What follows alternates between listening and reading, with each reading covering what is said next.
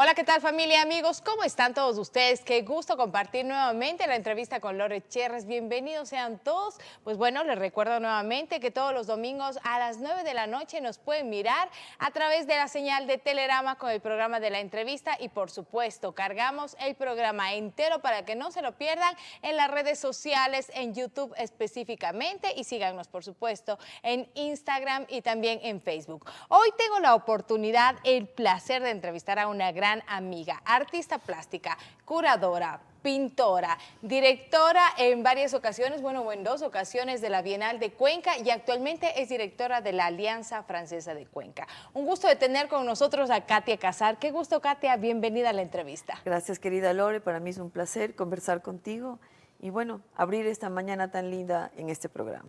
Abramos entonces ese abanico de toda tu historia, iniciando por algo muy importante para quienes no somos muy inmiscuidos en el tema de las artes, en el tema pues de todo este mundo exquisito, diría yo, de los temas artísticos. Cuéntanos, ¿qué es ser curadora? Porque muchas personas hablan de esto y no sabemos bien qué es. Bueno, un curador en el mundo de las artes visuales es un profesional que trabaja primero una tesis teórica. Es decir, a alguien se le ocurre que va a trabajar sobre el feminismo o el feminismo en las artes visuales en los años 70. Desarrolla una investigación, elabora un texto y a partir de ahí invita muchas veces artistas a trabajar sobre ese tema o conoce ya artistas que vienen trabajando ese tema. Actúa como un profesional agenciador de exposiciones, selecciona muchas veces obra, los curadores somos invitados a seleccionar obras en bienales, en salones u otro tipo de evento. Es una figura que un poco en el Ecuador ha sido polémica porque de alguna manera se mira como jerárquica. Pero yo creo que más bien es una figura bien importante en el espacio técnico que debe actuar de manera horizontal con los artistas, porque posibilita un diálogo. Yo creo que los curadores contemporáneos reemplazan a los críticos y filósofos de arte de las décadas anteriores para dialogar, para llevar a un mejor puerto los proyectos de los artistas. Katia, toda esta historia tuya, ¿cómo es que nace? ¿Cómo te apegas a las artes? Si bien en tu familia hay muchos odontólogos, ingenieros, pero del tema de artes, ¿cómo nació eso? Dicen que muchas veces los hijos que comienzan a estudiar arte dentro de contextos más científicos es porque algo tenemos que reparar. Entonces yo sí creo que más que reparar es vivir en un entorno, a pesar de venir de áreas muy técnicas y científicas, muy sensible. Fue mi papá el que me indujo a los museos, al teatro y a las obras de arte. Y fue mi mamá la que supo conducir este afán que yo tenía por pintar, por dibujar desde muy chiquita. Entonces, a pesar de ellos venir de este mundo más científico, supieron entender, también supieron asustarse, porque pasa muchas veces que los papás se asustan cuando los Ajá. hijos estudian arte. ¿Qué recuerdos tienes tú de esas llevadas de la mano al teatro de parte de tu papi, de esas palabras que tu mami te dijo para pegarte al arte? Bueno, mi papá tenía una enorme curiosidad y la tiene todavía sobre la historia. Entonces, los museos son capaces de contener las síntesis históricas, ¿no? Entonces, a él le encantaba llevarnos y mi mamá apoyó mucho mis estudios de artes desde los 11 años en una escuela de arte con los colores. Mi mami se volvió una obsesiva de comprarme material de arte y a mí me encantaba. Yo creo que los dos fueron muy amorosos en apoyar una carrera que no entendían, que les asustaba y que me ha llevado hasta acá.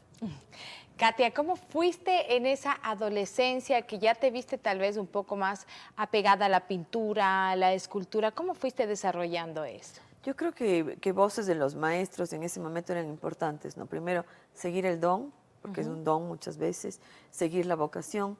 Nunca dudé, nunca he torcido el camino para vincularme a otra carrera. Escogí que el arte es mi profesión, pero también es mi manera de vivir.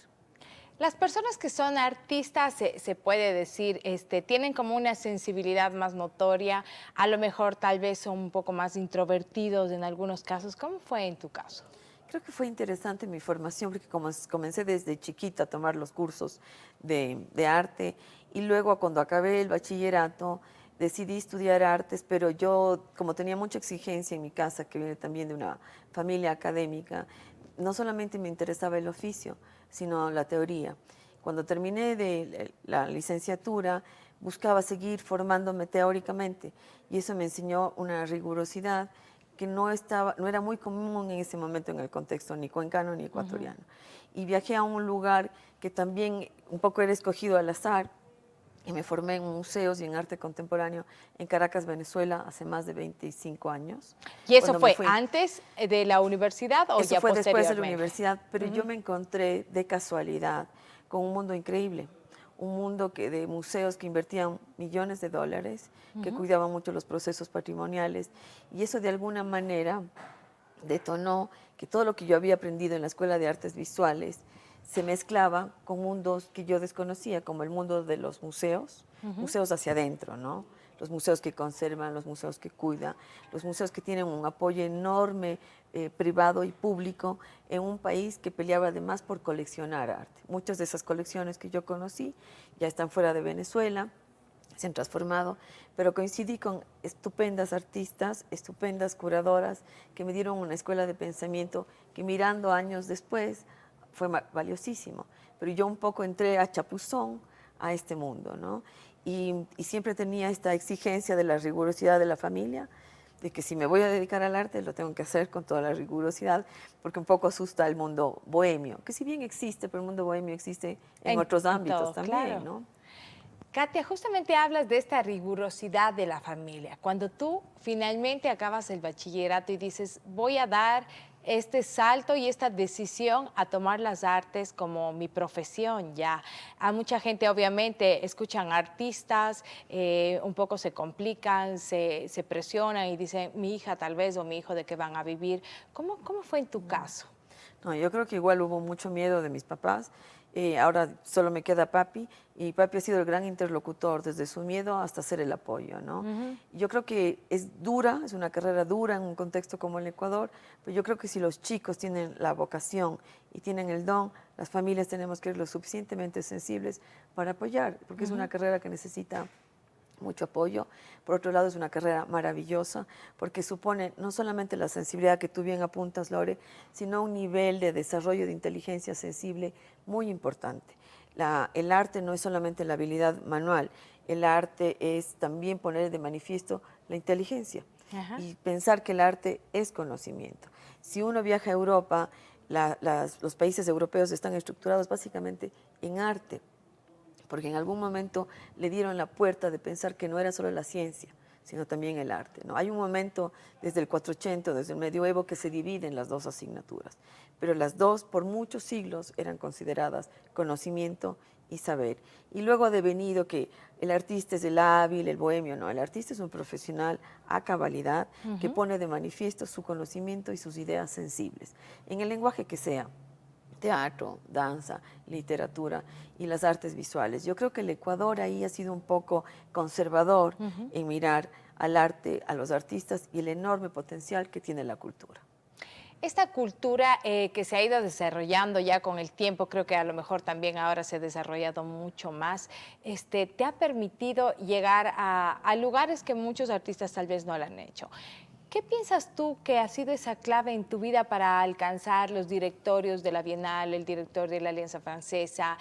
Bueno, aparte de toda tu preparación que siempre la estás haciendo constantemente, pero ¿qué crees internamente que te ha llevado a alcanzar en estos sitiales que son tan importantes? Como tenía el oro en los vientos en contra, entonces una de las estrategias que desarrollé es la perseverancia y la disciplina. Yo soy alguien que siempre está estudiando porque creo que eso me hace sentir siempre joven.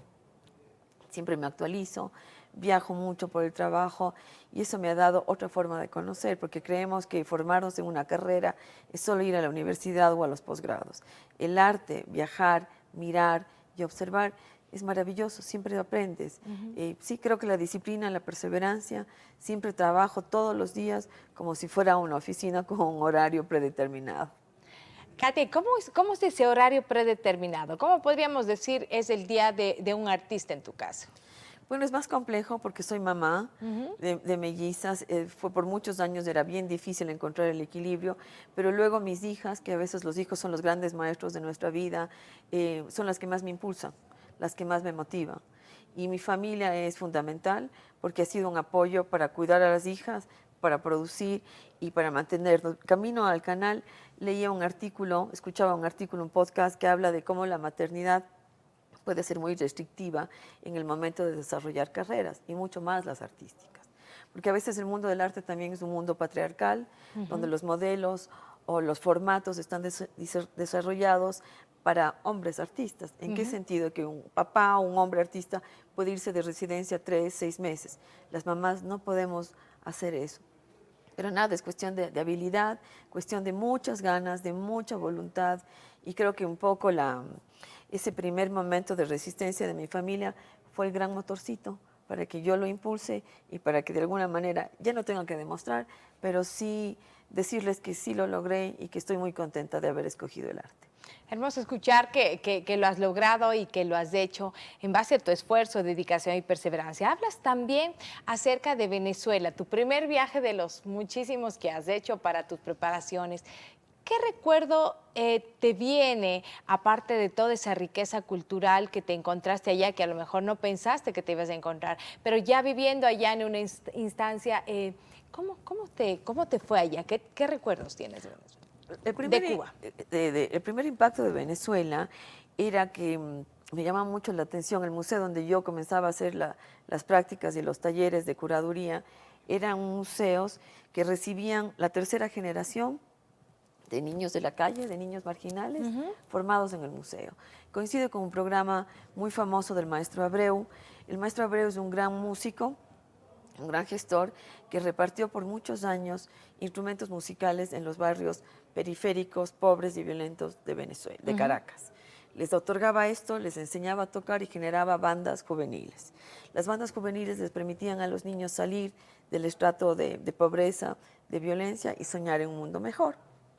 Paralelo al programa del maestro Abreu se desarrolla un programa de los museos en Caracas, sobre todo, de invitar a los niños, a los jóvenes de estos espacios de la ciudad, a las exposiciones.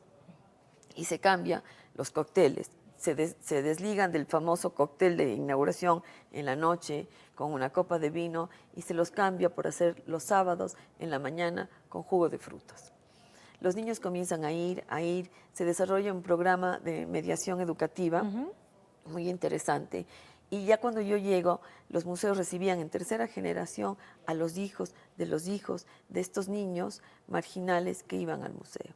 Y llegan a concebir que el museo es un refugio social, que aparte de darles un conocimiento, les recibía, les daba un jugo de frutas. El arte puede ser conducido a un espacio social muy interesante. Eso me llamaba la atención, las grandes colecciones, todos los Picassos, el arte egipcio, el arte etrusco, que las colecciones venezolanas llevaban a cabo, los cuidados. Hay otra cosa muy interesante como anécdota, es que las paredes de los museos tenían 3/4 de pintura, porque se pintaban cada 15 días para cada exposición. Eso es algo que en el contexto ecuatoriano local todavía no existía. Había una inversión, había una apuesta en valor del arte. Trabajar con estas curadoras con las que me formé también fue maravilloso porque era entender cómo el arte reforzaba su sentido de conocimiento. Cuando nosotros íbamos a observar una colección privada, leíamos muchísimo, nos informábamos antes de llegar. Entonces, por un lado era el entrenamiento visual, por otro el conceptual y por otro cómo llevar el arte a otras instancias sociales. Eso creo que me tumbó la cabeza y siempre que he podido desarrollar los proyectos he pensado siempre en las audiencias, en los otros. Katia, luego de la pausa comercial quiero que me contestes y lo pienses durante la pausa. ¿Qué le hace falta al Ecuador para desarrollarnos más en este campo que es tan importante? Okay. Venimos luego de la pausa comercial con Katia Casar aquí en la entrevista con Lore Cherres. Un gusto estar con ustedes. Ya volvemos. Chévere.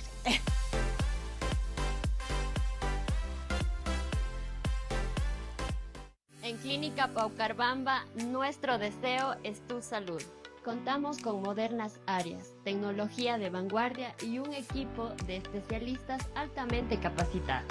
Desde consultas, emergencia 24 horas, hospitalización, quirófano, cuidados intensivos, neonatología, también tenemos servicios como laboratorio, imagenología y farmacia.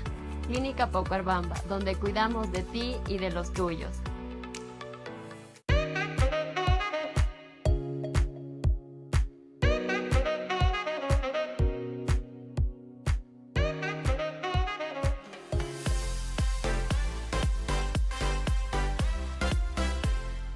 seguimos aquí en la entrevista. Pues bueno, felices de poder estar acompañados de Katia Casar, una artista plástica, curadora, directora de la Bienal en algunas ocasiones, directora ahora de la Alianza Francesa de Cuenca.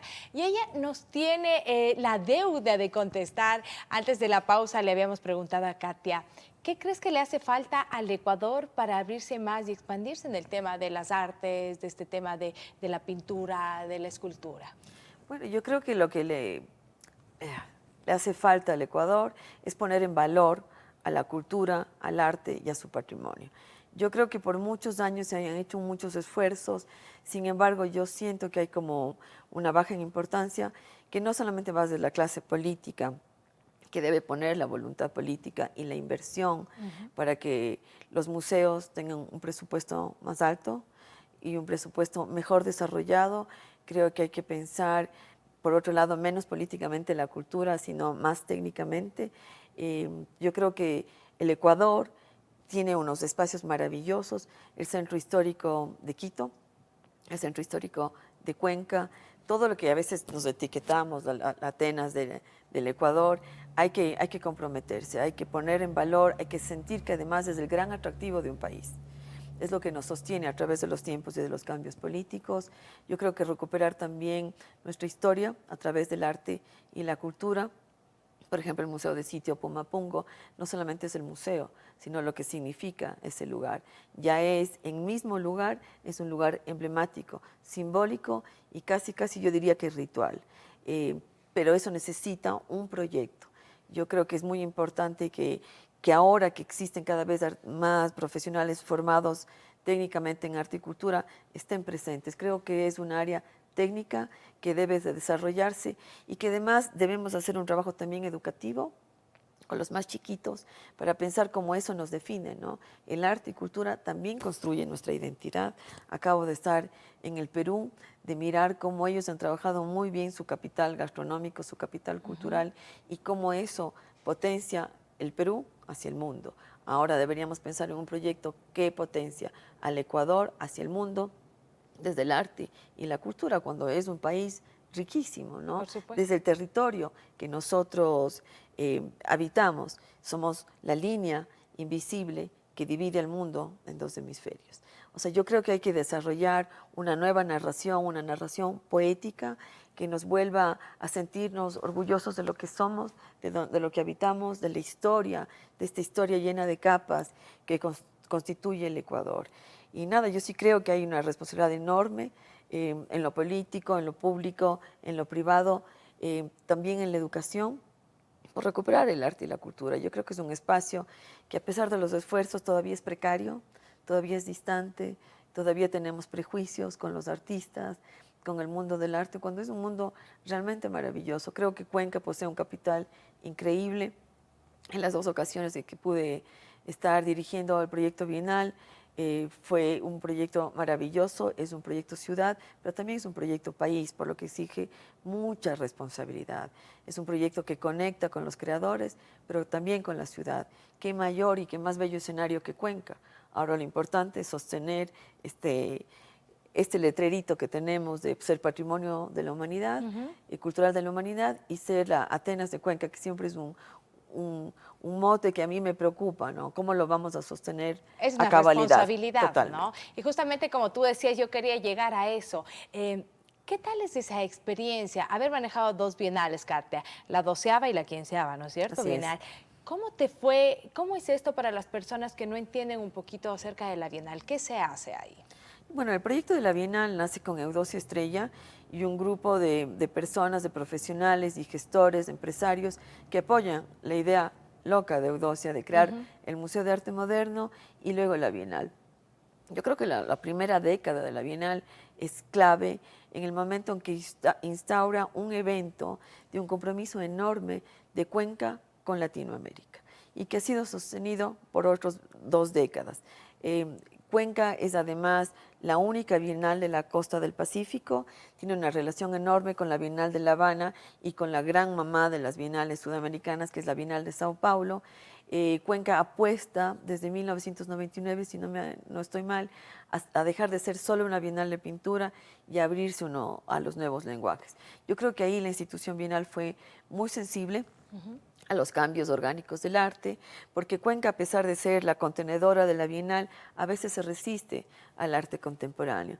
Y el arte visual hacia lo contemporáneo es como la música. La música ha dejado de ser clásica, ha pasado por el rock, por el jazz, hasta los nuevos ritmos actuales, ¿no? Lo mismo le pasa a lo visual. Dejó de ser pintura, no porque la pintura haya desaparecido, sino que busca expresarse en otros lenguajes. Estar en la Bienal es un proyecto muy interesante. He sido la segunda mujer directora de la Bienal, que además, en el caso de Eudocia y mío, somos artistas en un mundo también patriarcal, también complejo, también político.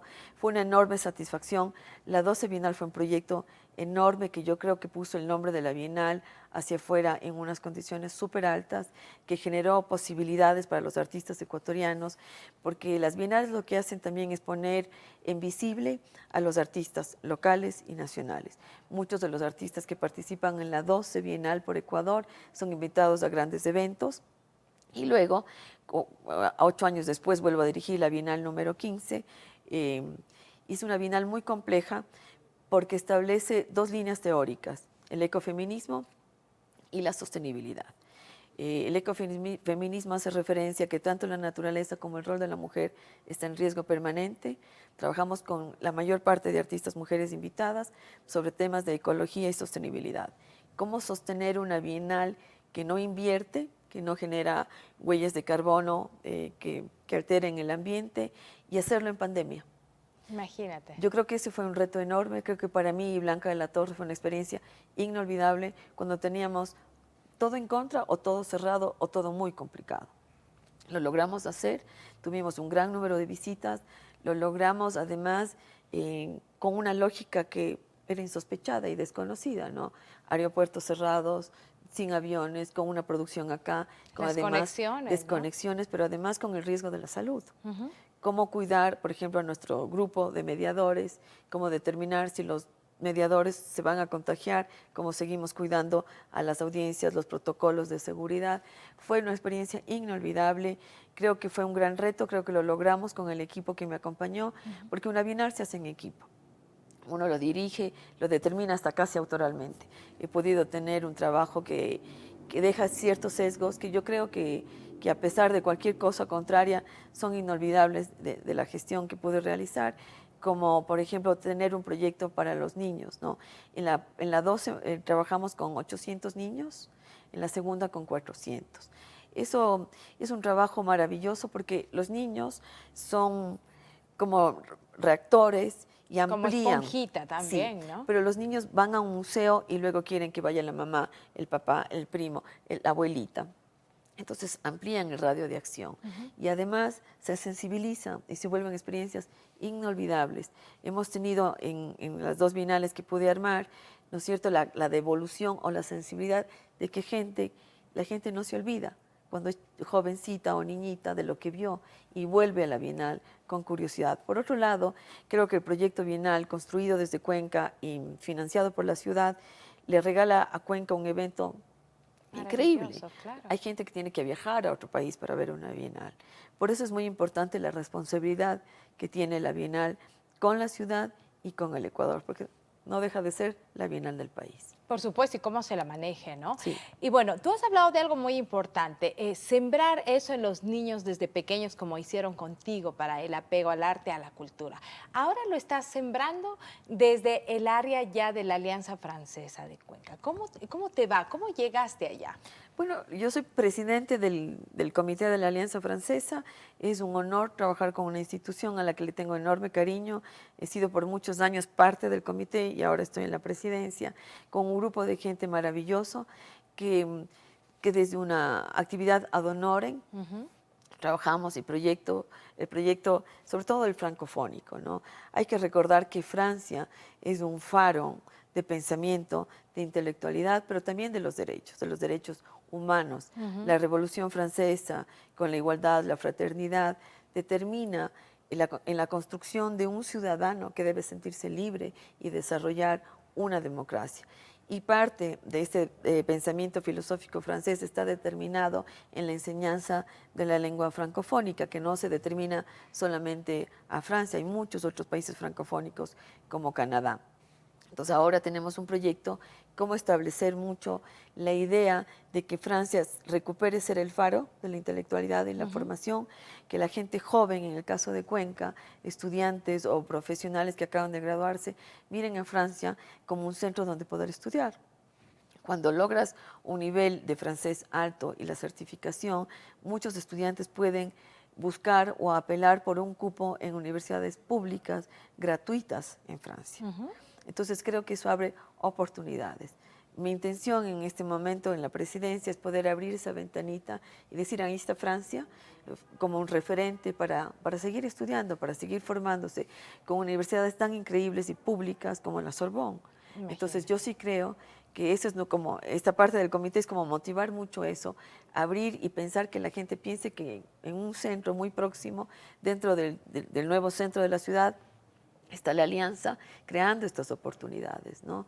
O que los chicos puedan tomarse un verano, estudiar en Francia, porque Francia, al ser una capital cultural, no establece solamente la enseñanza de la lengua francesa, sino todo lo que puedes mirar, es decir, museos, gastronomía, sentir al país, porque esa es una segunda escuela. El viajar, te lleva a un lugar que transmutas, ¿no es cierto? Tú que eres una gran viajera también me puedes entender. Entonces yo creo que la Alianza Francesa es una oportunidad para mirar un lugar para formarse, un lugar para aprender, un lugar también para el placer. Y además Francia tiene ítems gastronómicos maravillosos. Queremos potenciar mucho también el espacio que ahora es pequeñito en la Alianza, pero es una galería que históricamente ha tenido como la presencia de importantes artistas cuencanos y nacionales. Estamos muy contentos porque el próximo año estamos de cumpleaños. La Alianza Francesa de Cuenca cumple 60 años de estar en Cuenca, de tener una presencia importante y de, a pesar de los cambios políticos o administrativos de la ciudad, siempre está abierta y es también una hermandad muy linda de Cuenca con Francia. Katia, tú hablas con muchísima pasión de todo esto, se te mira e inspiras también mucho a las personas a inmiscuirnos en este mundo. ¿Qué te ha dado ya mirando todo lo que has hecho, todos los viajes que has realizado, las preparaciones, tus doctorados que sigues haciéndolos hasta ahora? ¿Qué te ha dado a ti el arte? El arte me ha dado otra posibilidad de mirar el mundo, Lore, de quitar varios velos, varios prejuicios, me ha dado mucha libertad, me ha permitido conocer gente maravillosa, sensible, que de pronto mira el mundo al revés y me gusta, me ha hecho muy feliz, he podido desarrollar mi creatividad, los proyectos, creo que ha sido una permanente lucha, pero viéndolo con distancia, valió la pena. Y antes pues de finalizar y de que valga la pena también de tenerte aquí, la verdad estamos muy honrados con eso. ¿Qué les puedes decir a esas nuevas generaciones que están tal vez queriendo dar ese paso pero no se atreven a inmiscuirse en este bellísimo mundo de las artes? Yo creo que el arte es una pasión, es una vocación, que hay que seguirla, hay que apelar a las familias que nos apoyen, que piensen que es un buen lugar y que la gente que decidimos trabajar en arte somos seres sensibles que le devolvemos a la sociedad y a nuestro entorno más próximo el amor por lo bello y por las fibras más profundas del ser humano. Muchísimas gracias, Katia. Un gusto de haberte tenido aquí en la entrevista. Pues bueno, siempre es hermoso conversar contigo y nos inspiramos como yo. Gracias, querida Lore. Muchísimas gracias. Una linda mañana. Y muchísimas gracias a todos ustedes por siempre estar y por siempre acompañarnos. Nos veremos en una próxima entrevista. Un abrazo. Gracias, amiga linda. Corazón. Sonó el teléfono, yo le había apagado.